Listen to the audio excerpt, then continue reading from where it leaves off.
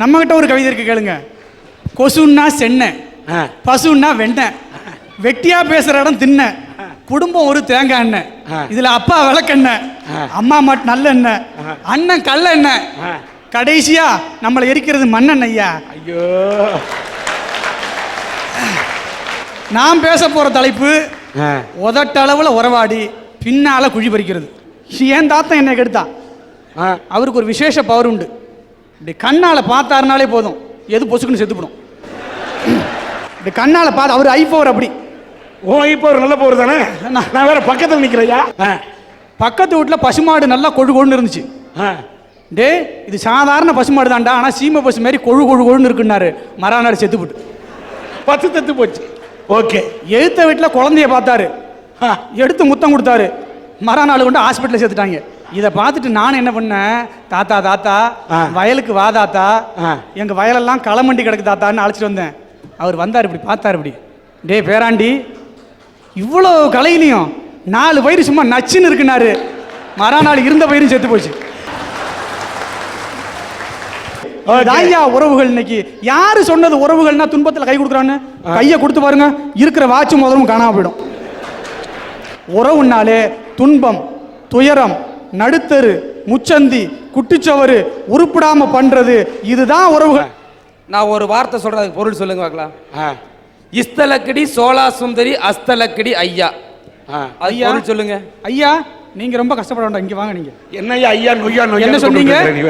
இஸ்தலக்கடி சோலா சுந்தரின்னா அழகான பொண்ணு இருக்கு, கல்யாணம் பண்ணிட்டு போடா. இதுக்கு தான் அதுக்கு மீனிங். ஐயா இனி சினிமாவுக்கு பாட்டு எழுதுறதுக்கு நிச்சயமா சீக்கிரமே போகணும்.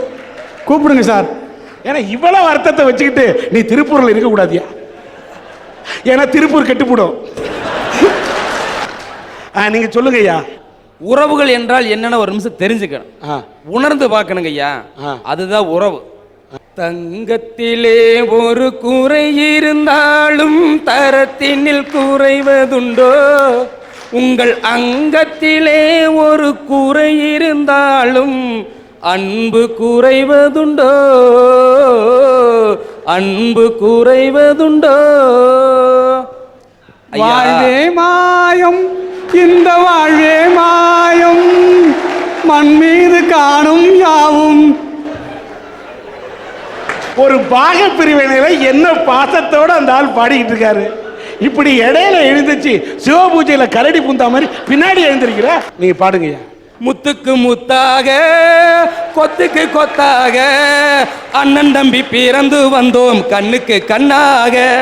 ஊரை தெரிஞ்சுக்கிட்டேன், உலகம் புரிஞ்சுக்கிட்டேன் கண்மணி, கண்மணி. மனிதன் மனிதன் எவன்தான் மனிதன்? வாடும் போதும் செத்து செத்து பிழைப்பவன் மனிதனா? வாழ்ந்த பின்னும் பேரை நாட்டி நிலைப்பவன் மனிதனா? மனுஷனே கிடையாது சார். இப்ப நீங்க எல்லாருமே பாடிக்கிட்டு நான் பாட ஆரம்பிக்கிறேன். நான் பாடவா இல்ல அப்படி ஓடவா? சும்மா பேருக்கு வந்து தேன்னு கை வாயில சொன்னமே இனிக்காது. அது மாதிரி தான் ஏங்க உறவுங்கிறது. அதுல அந்த சுமைகளை தாங்கி சுவைச்சு பார்க்கணும். அப்பதான் அந்த உறவுகள் இருக்கிற சுமைகள் எவ்வளவு சுகத்தை கொடுக்க நான் சொல்ல வர்றாங்க. ஐயா, உறவுகள்ல 1000 பிரச்சனை இருக்குது. அண்ணன் ஃப்ரெண்ட அண்ணன்னு சொல்லலாம், தம்பி ஃப்ரெண்ட தம்பின்னு சொல்லலாம், அக்கா ஃப்ரெண்ட அக்கான்னு சொல்லலாம், தங்கச்சி ஃப்ரெண்ட தங்கச்சின்னு சொல்லலாம், பொண்டாட்டியோட ஃப்ரெண்ட. ஐயா, பொண்டாட்டியோட ஃப்ரெண்ட பொண்டாட்டின்னு சொல்ல முடியுமா? அதாவது அப்படி ஒரு சிக்கலான உறவு இந்த பொண்டாட்டி உறவுங்க. என்எஸ்கே ஐயா கலைவாணர் என்எஸ்கேயும் மதுரை மாமாவும் பணம்ங்கிற படத்துல ஒரு காட்சிங்கய்யா. ஒரு கிணத்து மேட்டுல உட்காந்துருப்பாங்க 2 பேரும். உட்கார்ந்து இருக்கும் போது மதுரை மாமா கேட்பாங்க என்எஸ்கே ஐயாட்ட, ஏங்க தோசம்னா என்னங்க, சந்தோஷம்னா என்னங்கன்னு. என்எஸ்கே என்னைய மாதிரி நொந்து நூலாகி சொல்லுவாரு, ஏமா ஒண்ணுமே இல்லை, இந்த கிணத்துக்குள்ள உன்னை நான் பிடிச்சி தள்ளி விட்டேன்னா அது எனக்கு தோசம், நீயே உள்ள விழுந்தேன்னு வச்சுக்கோ ரொம்ப சந்தோஷம். ஆனா கிணத்துக்குள்ள நீயே உடுந்தினா சந்தோஷம்னு சொன்ன அதே என்எஸ்கே படத்துல தான் அப்படி சொன்னாரு. நிஜத்துல மதுரம் மதுரம், நீ என் பக்கத்துல இருந்தாதான் என் வாழ்க்கைக்கு மதுரம் அப்படின்னு கைப்பிடிச்சு கல்யாணம் பண்ணி சந்தோஷமா வாழ்ந்தாரு. இது நிஜம் ஐயா. இதிகாச காலத்திலேயே ஒருத்தனுக்கு முக்கியமான உறவுனா 4 பேரை சொல்லுவாங்க, மாதா பிதா குரு தெய்வம்னு. அந்த 4 உறவுகளாலும் புறக்கணிக்கப்பட்ட ஒரு கேரக்டர் கர்ணன். கர்ணன் பிறந்த உடனே அவங்க அம்மா குந்தி என்ன பண்ணா, ஒரு பெட்டியில் பேக்கப் பண்ணி ஆற்றுல விட்டாச்சு. அடுத்து அவங்க அப்பா பிதா, அவராவது உறவு, அவர் உதவி செஞ்சாரா, சூரிய கடவுள், அவர் என்ன பண்ணாரு, அவ யாருன்னே தெரியாதுன்னு சொல்லி தேரோட்டி சல்லியனோட மகனாக தான் கர்ணன் வளர்ந்தான். அடுத்து யாரு, குரு பரசுராமனும் சரி துரோணாச்சாரியாரும் சரி, நீ நான் கற்றுக் கொடுத்த வித்தைகள் அனைத்தும் உனக்கு உரிய காலத்தில் பயன்படாத சாபம் விட்டாங்க. திக்கற்றவருக்கு தெய்வமே துணைம்பாங்க. ஆனால் அந்த தெய்வம் உதவி செஞ்சிச்சா? கடைசியாக கண்ணை வந்து அந்தனர் வேஷத்தில் வந்து கர்ணன் செஞ்ச அனைத்து புண்ணியத்தையும் பிடிங்கிட்டு போயிட்டாங்க. இன்னைக்கு சொந்தக்காரங்க எல்லா உறவும் அப்படித்தாங்கயா இருக்குது. 4 பேர் தண்ணியில விட்டாங்கன்னு சொன்னீங்க, அதுல தாய் உறவு எப்படி விட்டது? எந்த உறவு வேணாலும் குந்தி தேவி கர்ணனை மனதார தண்ணீரிலே விட்டிருப்பாள் என்று நினைக்கிறாயா? இல்லை. எந்த பெற்றெடுத்த தாயும் தன் குழந்தையை அப்படி விடுவதில்லை. சூழ்நிலையின் காரணமாக அந்த குழந்தையை தன் மடியில் சுமந்த அந்த குழந்தை எப்படி வளர்ப்பது என்று தெரியாமல் அவள் தண்ணீரிலே விடவில்லை, தான் வடித்த கண்ணீரிலே தான் விட்டிருக்கிறாள். அப்படி அந்த குந்தி தேவி கண்ணீரிலே விட்ட காரணத்தால் தான் இன்றைக்கும் கர்ணனை பற்றி இந்த உலகம் பேசிக் கொண்டிருக்கிறது. ஐயா, இவங்க எல்லாமே நல்லா இருக்கிற உறவை பத்தியே பேசிட்டு இருக்கிறாங்க. இந்த உலகத்துல உடல் ஊனமுற்ற குழந்தைகள் பெற்றெடுத்த தாய்மார்கள் எத்தனை பேர் இருக்கிறாங்க? கைகால் இருந்தும் நடக்க முடியாம, கண் இருந்தும் பார்க்க முடியாம, காதிருந்தும் கேட்க முடியாம, வாயிருந்தும் பேச முடியாம எத்தனை குழந்தைகளை பெற்ற தாய்மார்கள் இந்த உலகத்தில் இருக்கிறாங்க. அந்த தாய்மார்கள் தன் வாயால அந்த உறவை என்னைக்காவது சுமைன்னு சொல்லியிருக்காங்க ஐயா? சொல்லல சார். தொப்புள் கொடி ஈரம் காய்வதற்குள் குழந்தைகள் குப்பை தொட்டியில் வீசி எறியப்படுகிறார்கள். தாயின் மார்பகத்தில் பாலருந்து வேண்டிய பிஞ்சு உதடுகள் வெறிநாய்களின் பசிக்கு இரையாகின்றன சார். ஏன் தாயே தன்னோட குழந்தையை குப்பை தொட்டியில வீசிட்டு போறாள், அந்த இடத்துல அந்த குழந்தைக்கு எவ்வளவு பெரிய தொந்தரவா இருக்கும் சொல்லுங்க. உறவுங்கிறதெல்லாம் என்னமோ ஒரு விளையாட்டா பேசுறாங்க. உறவு என்பது கடல் மாதிரிங்க. அதுல முக்குளிச்சா தானுங்க முத்தெடுக்க முடியும். இப்படி கைய வாரி வாரி அணைச்சு நீச்சல் அடிச்சா தானுங்க கரை சேர முடியும். கரை சேர்ந்தா தானுங்க நாமளும் பக்குவமா வாழ முடியுங்கிறதா. உறவு சுமை இல்லைங்க. உறவுன்னா கடல் மாதிரி தான். ஏன்னா அதுல எப்ப புயல் வருது, எப்ப சுனாமி வருது, எப்ப பூகம்பம் வருதுன்னு எவனுக்குமே தெரியாது சார். எத்தனை பேரை கொண்டுட்டு போட்டு அந்த கடல். என்னைக்கோ ஒரு நாள் சுனாமி வருங்கிறதுக்காக யாரும் கடற்கரைக்கே போகாம இருக்காங்களா? என்னைக்கோ வர சுனாமியை மட்டும் பேசுறியா? காற்று வாங்க போனேன் ஒரு கவிதை வாங்கி வந்தேன்னு பாடினதும் அதே கடற்கரையில தானே. சுனாமி சுனாமின்னு சொல்றாங்கல்ல, அந்த சுனாமி வந்த துக்கத்தை கூட நாங்க சுமையை எடுத்துக்காம சுகமா இருந்து பக்குவப்படுத்தினாங்க நம்ம தமிழ்நாடு. தயவு செய்து மறந்துடாதீங்க. 12 வயசு பருவம் என்ன பருவங்க ஐயா? இளமை பருவம். இளமை பருவம் எப்படிங்க ஐயா சொல்றது? பள்ளி பருவம் வேணா சொல்லலாம். பள்ளி பருவம். அந்த பையனுக்கு 12 வயசு இருக்கும்போது அவங்க அப்பா ஒரு பஸ் ஆக்சிடென்ட்ல தன் வேலையை இழந்துடுறார். அன்னைக்கு அந்த தாய் நினைச்சது, வீட்டில் சம்பாதிக்கக்கூடிய ஒரே ஒரு ஆள் பஸ்ஸில் ஆக்சிடென்ட் ஆகிட்டாரு, இனி இந்த குழந்தைகளை வச்சு நம்ம எப்படி காப்பாற்ற போகிறோம், குடும்பத்தோட தற்கொலை பண்ணிக்கலாமான்னு அந்த தாய் நினைச்சது. அப்போ உற்றார் உறவினர் சொந்த பந்த எல்லாம் சொல்லிச்சு, அடி போக்கத்தவளை, மணியாட்ட பையன் இருக்கிறான், இதுக்கு கீழே இன்னும் 4 குழந்தை இருக்குது, நீ பாட்டு ஏதாவது விஷத்தை குடிச்சு போயிட்டின்னு வச்சுக்க, இந்த குடும்பத்தை யாரடி பாப்பா, ஏதோ அறவயிரோ காவயிரோ கொடுத்து இந்த குழந்தைகளை காப்பாத்து. 1 வருஷம் 2 வருஷம் போச்சுன்னா திருப்பூர்ல ஆளுக்கு ஒரு வீதியில ஏதோ ஒரு வேலை செஞ்சு குடும்பத்தை கை தூக்கி நிறுத்திடுவாங்கன்னு அந்த உறவுகள் அந்த இடத்துல பக்குவப்பட்டது வாச்சுங்க ஐயா. அப்ப அந்த பையன் நினைச்சா இந்த குடும்பத்தை நாம தூக்கி நிறுத்தோம்னு நினைச்சு கைத்தறி நெசவு வேலை செஞ்சான். அந்த 12 வயசுல துவக்கின கஷ்டம் 18 வயசுல இடுப்பில் வெறும் ஒரு துண்டை மட்டும் கற்றிக்கொண்டு கிளாஸ் வேலை செஞ்சான். கிளாஸ் தொழில் என்றால் மூட்டை தூக்குவதுங்க ஐயா. ஐயா மூட்டை தூக்குறதுன்னா அது ஒரு இது. கோயம்புத்தூர் வீதியில மூட்டை தூக்குறது தெரியுங்களா? தோளில் கம்பி இரும்பை சுமப்பது. மனிதன் இரும்பை சுமக்கக்கூடிய கொடுமை இருக்குது பார்த்தீங்களா? அதுதான் எங்க ஐயா மிகப்பெரிய கொடுமை. அந்த தோளில் இரும்பு சுமையை சுமக்கும் போது அந்த பையன் என்ன நினைச்சான் தெரியுமா? அந்த உறவுகள் எல்லாம் அவனுக்கு சுமையா தெரியல, சுகமா தெரிஞ்சது. ஏன்னா இந்த உழைப்பில் வரக்கூடிய ஒவ்வொரு ரூபாயும் தங்கையின் திருமணத்திற்கும் தம்பியின் படிப்புக்கும் தாயிற்கும் தந்தைக்கும் வயிறார சாப்பாடு போடுகிறது என்று அந்த சுமையை கூட சுகமாக ஏற்றுக்கொண்டு கம்பியை சுமர்ந்த அந்த கிளாஸ் தொழிலாளி வேறு யாரும் இல்லை, இந்த மேடையில் பேசிட்டு இருக்காருன்னு இந்த கவிநிலவன் தாங்க. அது ஐயா, இவர் சொன்னப்ப எனக்கு ஒன்னே உணர்த்தப்பட்டது. அவர் சொன்னது யாரோ என்று இல்லாமல் தன் வாழ்க்கையில் பட்ட அனுபவத்தை சொல்லுகிறார். வாழ்க்கையோட அனுபவம் மட்டும்தான் பாடம். வீடு உடைஞ்சதுன்னாரு, ஆனா அவரோட மனசு உடையல, அதனாலதான் நீங்க நின்றுட்டு இருக்காரு. இன்னொன்னு சொன்னாரு, அவர் மூட்டை சுமந்தேர் என்று சொன்னார். அவர் மூட்டையை சுமக்கவில்லை, தன் வீட்டை சுமந்திருக்கிறார். அதனால் தான் இன்றைக்கு வாழ்ந்து கொண்டிருக்கிறார். அந்த மூட்டையை கூட கம்பியாக சுமந்தேர் என்று சொன்னார்.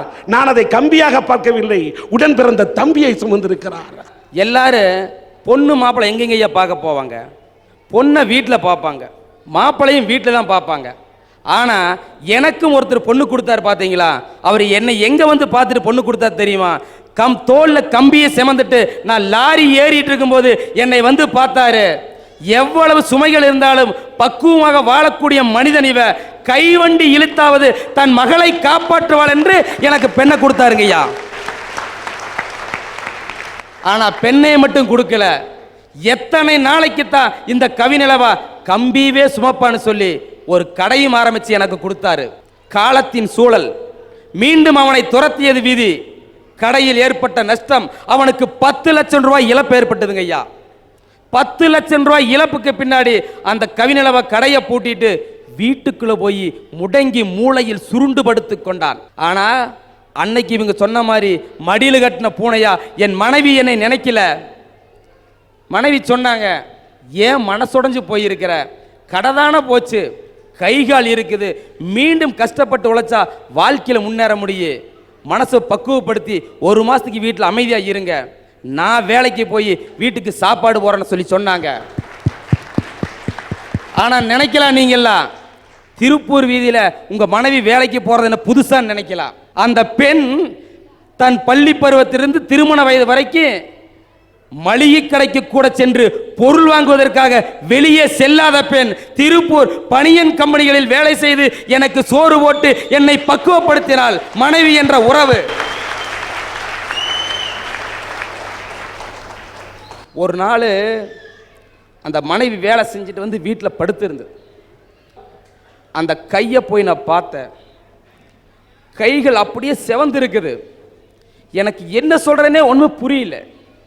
அப்படியே அந்த 2 கைகளையும் எடுத்து என் கன்னத்தில் வைத்து இப்படியே அணைத்திக் கொண்டேன். என் கண்கள் இருந்து கண்ணீர் அந்த கைகளின் மீது விழுந்தது. அப்பொழுதுதான் தெரிந்தது, கவியரசர் கண்ணதாசனுடைய 4 வரிகள் என் மனதுக்குள் ஓடியது. உன்னை கரம் பிடித்தேன், வாழ்க்கை ஒளிமயமானதடி, உன்னை மணந்ததனால் சபையில் புகழும் வளர்ந்ததடி. ஐயா, கண்ணதாசன் பெண்ணை மணந்ததனால் சபையில் புகழும் வளர்ந்ததடி தான் சொல்லுவாரு. ஆனா எனக்கு அந்த நேரத்தில் என்ன சொல்ல தெரியுமா? உன்னை மணந்ததால் இந்த சபையில் புகழும் வளர்ந்ததடி தான் எனக்கு பாட சொல்லுச்சு. இப்படித்தாங்க ஐயா உறவுகள் ஒண்ணுக்குள்ள ஒண்ணு பின்னி கிடக்குது. இவங்க ஏதோ பேசிட்டு இருக்கிறாங்க, உறவுகளை தயவு செய்து கொச்சைப்படுத்தாதீர்கள். அவர் சொன்னாரு உறவை பத்தி, சினிமாவில் வரக்கூடிய நிழல் அல்ல உறவு, மனித வாழ்க்கையில் இருக்கக்கூடிய நிஜங்கள் உறவு. அந்த உறவை தயவு செய்து கேவலப்படுத்தாதீர், தயவு செய்து கொச்சைப்படுத்தாதீர்கள். மனித சமுதாயத்தில் உறவுகள் என்றுமே கொடுக்கக்கூடிய சுமைகள் எல்லாம் சுகமாக ஏற்றுக்கொண்டால் நிச்சயமாக பக்குவப்பட்ட மனிதனாக இந்த உலகத்தில் வாழ்ந்து காட்ட முடியும் என்பதற்கு நானே ஆதாரமாக சொல்லி அமர்கிறேன். மடியில கட்டின ஊன மாதிரி தொந்தரவு படுத்துறாங்க அப்படின்னாங்க. பாரா ஒலிம்பிக்னா ஊனமுற்றவர்களுக்கான ஒலிம்பிக் போட்டியில நம்ம இந்தியா சார்பில் தேவேந்திரா அப்படின்றவர் தங்க பதக்கம் வாங்கினார். நிருபர்கள்லாம் கேட்டாங்க, உங்களுடைய வெற்றிக்கு காரணம் யார்? அதுக்கு அவர் சொன்ன பதில், சார், வாழ்க்கையில நல்லா இருக்கவங்களே சாதிக்கிறது கஷ்டம், ஆனா ஊனமான என்னை அந்த துன்பத்துல இருந்து நீக்கி இப்படி இந்தியா சார்பில் தங்க பதக்கம் வாங்க வச்சிருக்காங்கன்னா அதுக்கு காரணம் என் பெற்றோர்கள். அன்னைக்கு ஊனமுற்ற என்ன துன்பத்துல இருந்து நீக்கிறது பெற்றோர்கள் சொன்னாரு சார். இதுதான் துன்பத்துல இருந்து காப்பாத்துற உறவு. ஏன் ஒலிம்பிக்ல பரிசு பெற்ற புதுக்கோட்டை சாந்தி அந்த பெண் வெற்றி பெற்றன வெளிநாட்டில் இருக்கக்கூடிய பத்திரிகை நிருபர்லாம் கேட்டாங்க, இந்த பெண் ஒவ்வொரு நிகழ்ச்சியிலும் இப்படி வில்லா விளையுதே எப்படி அப்படின்னு சொல்ல பெற்றோர்கள் தான் காரணம் என்று அந்த சாந்தி சொன்னப்ப அந்த பெற்றோர்களை போய் பத்திரிகைக்காரங்க கேட்குறாங்க, உங்க பெண் இப்படி வில்லா வளைஞ்சிங்களா, என்ன பண்ணீங்கன்னு.